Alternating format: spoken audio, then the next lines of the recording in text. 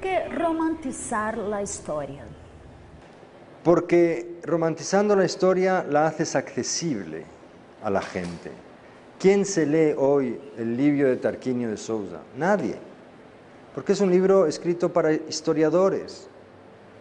La historia es fría si está escrita por un historiador, porque tiene que ser científica. A mí no me interesa tanto la exactitud cronológica de una fecha. Me interesa más ser fiel al espíritu de un personaje. Me interesa más ser fiel a una época, describirla bien para que el lector pueda hacer ese viaje al tiempo, ese viaje al pasado y entenderlo como la literatura lo puede transmitir, entenderlo por dentro como una experiencia vivida, no solo como un cúmulo de datos que siempre están a tu alcance y más hoy en día con Internet.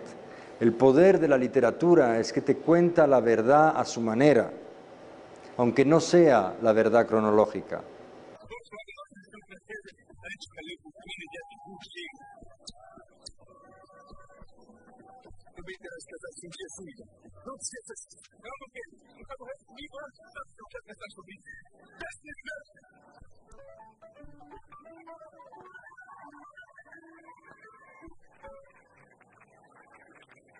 Pedro was epileptic, but he was just like his mother. He loved sex, and his appetite was famous all over town. All kinds of women pleased his taste. The French, the Polish, negresses, the Indians. One of his most famous love affairs was with Noémie, a French singer, his first great passion. La verdad histórica es una, la verdad literaria es otra. Y no se puede juzgar por el mismo patrón las dos maneras de aproximarse a esa historia. A mí lo que más satisfacción me da es cuando un lector me dice, mira, se me ha hecho corto tu libro, porque llegué al final y me dio pena acabarlo. Eso es lo que más satisfacción me da, porque yo he querido apelar a la emoción del lector, no solo a su capacidad de entendimiento. Yo no soy un historiador, yo no quiero dar lecciones de historia, pero yo sí quiero emocionar al lector con una historia en la que encima aprende algo de su propia historia, sin notarlo. Eso es la finalidad de los libros que hago. Tem essa questão dos romances históricos, que é uma categoria. E tem uma outra questão que passa dessa discussão entre história e literatura, que é a literatura funcionar como um depoimento de uma época. Os fatos estão aí, a história está aí. O que muda é o ponto de vista, é a interpretação, é a forma como o historiador enxerga, e no caso específico dessa obra do Javier, é como ele, como romancista, vai tentar traduzir aquilo que ele buscou, aquilo que ele interpretou, aquelas fontes que ele utilizou, como que ele vai traduzir isso no romance. Ele seguiu todos os trâmites, todos os passos que um historiador segue, que é ir atrás das fontes, procurar uma bibliografia já produzida a respeito deste personagem da história. O que vai distinguir, o que pode até causar uma certa confusão no leitor, é o fato de que o Javier, ele vai inserir dentro da narrativa dele textos, falas, diálogos que normalmente um historiador não faria. Eu não aconselharia nenhum leitor, quando seja qual obra for, romance ou mesmo um livro de história, ficar muito preocupado com essa questão da pureza da verdade, porque iremos encontrar um mesmo tema abordado com perspectivas diferentes, produzidas por outros autores. O jornalista Laurentino Gomes se debruçou sobre a história do Brasil numa investigação jornalística que durou 10 anos. O resultado foi 1808, que narra a transferência da corte portuguesa para o Brasil. O livro aborda o período que vai até 1821, quando Dom João VI volta a Lisboa e deixa no Brasil seu filho Pedro como príncipe regente. Em 1822, Laurentino Gomes retoma a história a partir do Grito do Ipiranga, quando Pedro, agora com 24 anos, anuncia a separação de Portugal e se torna o primeiro imperador do Brasil. O livro acompanha o processo da independência e termina com a morte de Dom Pedro I em 1834. Os dois livros são sucesso de vendas no Brasil e em Portugal. O historiador ele deve ter o cuidado de, ao escolher o seu tema, investigar sobre ele, buscar o rigor científico necessário. Ao contrário de um romancista, como no caso do Javier ou do próprio Rubem Fonseca e outros, existe a possibilidade de, na sua narrativa, no seu texto, inserir elementos que passam pelo seu imaginário, pelo desejo. É a liberdade criativa que vai permitir com que ele mude ou insira diálogos ou mude até o final da história.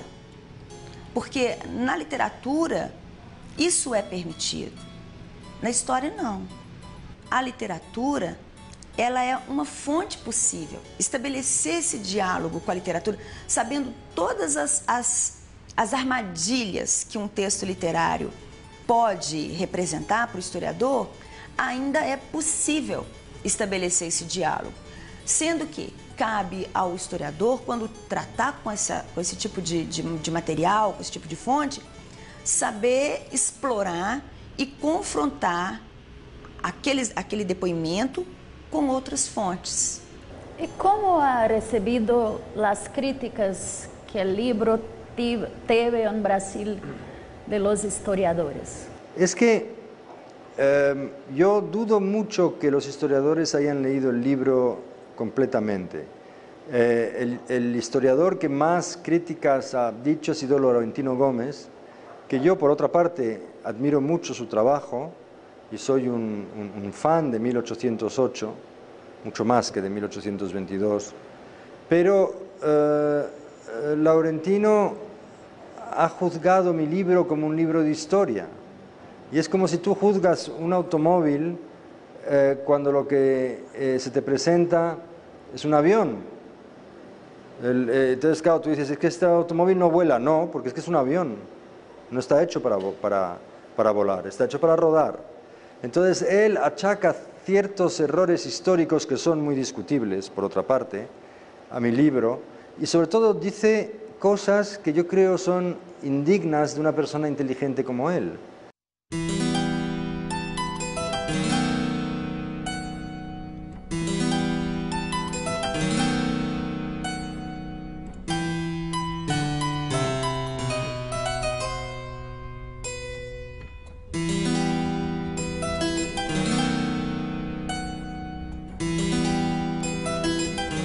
Él ha dicho, ese libro é mais un intento del neocolonialismo de España con o Brasil.